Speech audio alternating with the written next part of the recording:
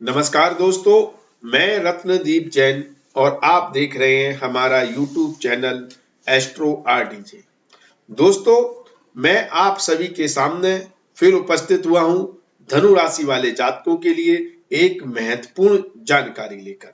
दोस्तों, जैसा कि हम जानते हैं कि सपने पूरे होने के लिए, इच्छा पूर्ति के लिए मेहनत, परिश्रम, पराक्रम के साथ साथ भाग्य का सहयोग मिलना बहुत जरूरी है। क्योंकि मेहनत तो मजदूर आदमी भी करता है और वो इतनी मेहनत करने के बाद भी सिर्फ 2 वक्त की रोटी अपने लिए अरेंज कर पाता है। तो मेहनत के साथ यदि आपको भाग्य का सहयोग नहीं मिलता है तो जीवन कष्टमय हो जाता है। चीजें हाथ में आते आते छूट जाती हैं, इच्छा पूर्ण नहीं हो पाती है, काम बनते बनते बिगड़ जाते हैं। इसलिए भाग्य का प्रबल होना बहुत आवश्यक है और बहुत महत्वपूर्ण है। और धनु राशि वाले जातकों के लिए जो भाग्य स्थान का स्वामी ग्रह है, जो भाग्येश है, वह है सूर्य देव। इसलिए धनु राशि वाले जातकों के लिए सूर्य देव का राशि परिवर्तन बहुत ही महत्वपूर्ण हो जाता है। और जैसा कि आप जानते हैं कि सूर्य देव तो हर महीने अपना राशि परिवर्तन करते हैं, इसलिए धनु राशि वाले जातकों के लिए हर माह महत्वपूर्ण होता है। महत्वपूर्ण इसलिए होता है कि कभी तो किसी माह तो आपको भाग्य का सहयोग प्राप्त नहीं होता है, तो किसी माह आपको भाग्य का बहुत ही शानदार सहयोग प्राप्त होता है, जिससे आप अपनी इच्छा पूर्ति करते हुए नजर आते हैं, अपने सपने पूरे करते हुए नजर आते हैं। इसलिए आपके लिए हर महीना अच्छा नहीं होता, लेकिन हर महीना खराब भी नहीं होता। आपको भाग्य के उतार चढ़ाव देखने पड़ते हैं।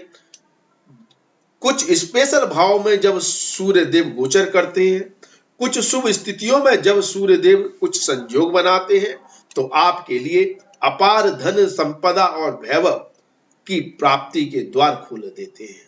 ऐसी ही कुछ अद्भुत स्थिति, शानदार स्थिति सूर्य देव धनु राशि वाले जातकों के लिए इस महीने बनाने जा रहे हैं। सूर्य देव इस महीने की 14 तारीख को, 14 मार्च को आपकी राशि से चतुर्थ भाव में गोचर करेंगे।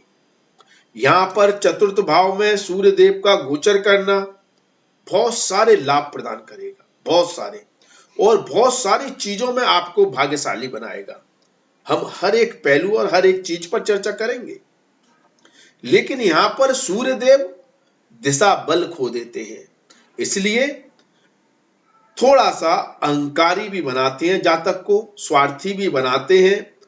जातक अहंकार में आकर दूसरों की अवहेलना करने लगता है, रिश्तों को तुच्छ समझने लगता है, इसके कारण समस्याएं देते हैं। लेकिन आर्थिक मामलों में आपको अद्भुत लाभ दिलवाने जा रहे हैं, ऐसे लाभ जिसकी आपने कल्पना नहीं की। आर्थिक मामलों में आपकी सारी समस्याएं खत्म करने जा रहे हैं। आपकी बहुत सी इच्छाएं इस समय पूर्ण होती हुई दिखाई देंगी। आपके सोचे हुए काम पूर्ण होते हुए दिखाई देंगे। किन कार्यों में? देखिए, सूर्य देव यहां पर शनि देव की राशि से बाहर निकल रहे हैं। अभी पिछले 2 महीने से वह पहले शनि देव के साथ ही युति करे हुए थे, तब थोड़ी ज्यादा समस्याएं दे रहे थे। स्पेशली जनवरी और फरवरी माह के बीच में उन्होंने 14 फरवरी को अपना राशि परिवर्तन किया, शनि देव से दूर हुए। ऐसी स्थिति में सूर्य देव ने अच्छा फल देना शुरू किया होगा, लेकिन यहां पर भी वह शनि देव की राशि में ही गोचर कर रहे हैं, तो इसलिए जो परिणाम प्राप्त हो रहे थे उसमें हो सकता है थोड़ी डिले हो, धीमापन हो, परिणाम समय पर प्राप्त नहीं हो रहे हो, कुछ समस्याएं आ रही हो सरकारी तंत्र से। अब सूर्य देव शनि देव की राशि से पूर्णतः मुक्त होने जा रहे हैं। अब वह शनि देव के बिल्कुल प्रभाव में नहीं रहेंगे, क्योंकि सूर्य देव और शनि देव की आपस में बनती नहीं है। कहने को दोनों के पिता पुत्र के रिलेशनशिप है, फिर भी काफी मतभेद है, काफी समस्याएं हैं, एक दूसरे के फल में यह वृद्धि नहीं होने देते हैं। इसलिए यहाँ पर सूर्यदेव कहीं ना कहीं थोड़ी बहुत दुविधा और समस्या में थे। अब पूरे स्वतंत्र होकर 14 मार्च से आपकी राशि से चौथे भाव में गोचर करेंगे। ये बहुत ही शुभ स्थिति बनेगी। चौथा भाव किन चीजों का कारक है, उनमें तो विशेष तौर पर आपको लाभ देंगे। जैसे माता के सुख में वृद्धि होगी, माता के स्वास्थ्य में इंप्रूवमेंट देखने को मिलेगा, और जो लोग चल अचल संपत्ति से जुड़े हुए हैं, यदि आप अपना घर बनाना चाहते हैं और कई सालों के प्रयास के बाद भी आपका वो काम एग्जीक्यूट नहीं हो पा रहा है, आप अपना घर, गाड़ी, वाहन, प्रॉपर्टी आदि का सपना पूरा नहीं कर पा रहे हैं, तो अब प्रयास करें, आपका सपना पूरा हो जाएगा। क्योंकि भाग्येश आपके चौथे भाव में गोचर करेगा, और भाग्येश जब चौथे भाव में गोचर करते हैं तो आपको धन, स्पेशली चल अचल संपत्ति के मामले में बहुत भाग्यशाली बना देते हैं। तो इस समय घर बनवाना, घर खरीदना, प्रॉपर्टी बेचना हर लिहाज से आपके लिए बहुत लाभदायक रहेगा। आपको बहुत अच्छे लाभ देखने को मिलेंगे। और यदि वह प्रॉपर्टी सरकारी कार्यों से जुड़ी हुई है, सरकारी कामों से जुड़ी हुई है, या सरकार के द्वारा आवंटित प्रॉपर्टी है, कोई प्लॉट काटे जा रहे हैं सरकार के द्वारा, तो उन प्रॉपर्टी से आपको विशेष लाभ प्राप्त होने की संभावनाएं बनेंगी। उसका कारण यह भी है कि यहाँ पर सूर्यदेव अपने परम मित्र गुरु की राशि में गोचर करेंगे, और गुरु की राशि में गोचर कर कर सूर्यदेव प्रबल हो जाते हैं।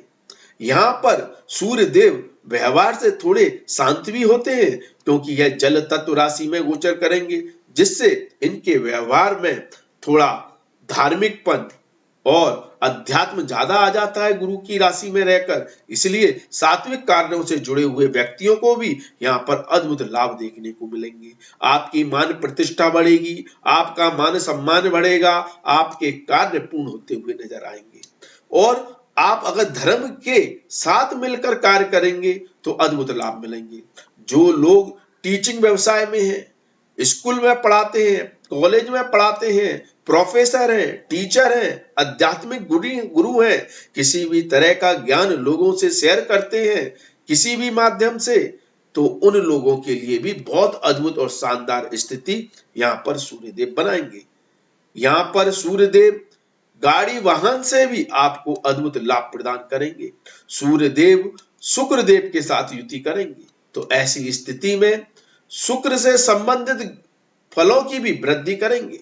अर्थात शुक्रदेव यहाँ पर अस्त तो होते हैं, इसलिए थोड़ी सी समस्या शुक्रदेव भी देते हैं, लेकिन सूर्यदेव शुक्र के प्रभाव को बढ़ाते भी हैं, उसको चमकाते भी हैं।